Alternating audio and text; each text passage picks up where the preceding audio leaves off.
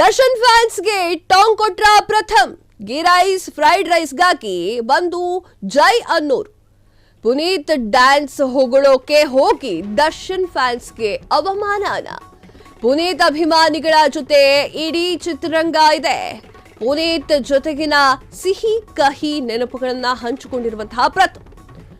Appu dance ಹಾಡಿ ಹೋಗಲಿರುವಂತಹ ಪ್ರಥಮ್ 100 ರೂಪಾಯಿ ಕೊಟ್ರೆ ಜೈ ಫ್ರೈಡ್ ರೈಸ್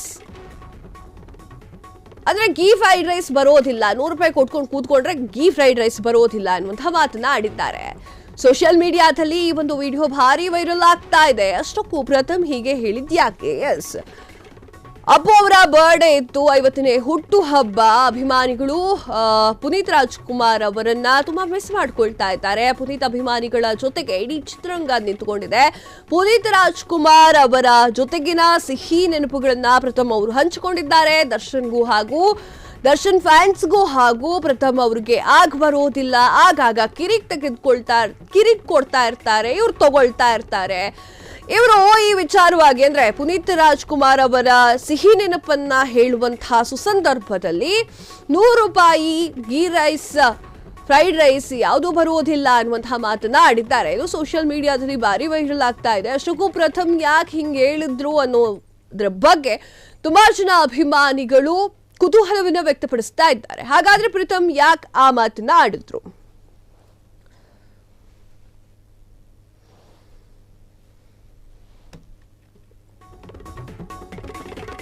ದರ್ಶನ್ ಫ್ಯಾನ್ಸ್ಗೂ ಪ್ರಥಮ್ಗೂ ಈ ಹಿಂದೆ ಮಾತಿನ ಚಕಮಕಿ.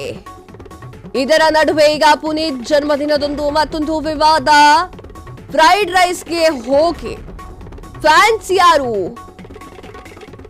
ದರ್ಶನ್ ಫ್ಯಾನ್ಸ್ಗೆ ಇಂಡೈರೆಕ್ಟ್ ಆಗಿ ಟಾಂಗ್ ಕೊಟ್ರ ಪ್ರಥಮ್ ಹೇಳಿಕೆ ಈಗ ಮತ್ತಷ್ಟು ವಿವಾದ ಸೃಷ್ಟಿಯಾಗಿದೆ. ಸೋಷಿಯಲ್ ಮೀಡಿಯಾದಲ್ಲಿ ಫ್ಯಾನ್ಸ್ ಫುಲ್ ಆಕ್ಟಿವ್ ಆಗಿದ್ದಾರೆ. ಇದರ ಬಗ್ಗೆ ಕೂಡ ಹಲವರು ಚರ್ಚೆಯನ್ನ ಆರಂಭ ಮಾಡಿದ್ದಾರೆ.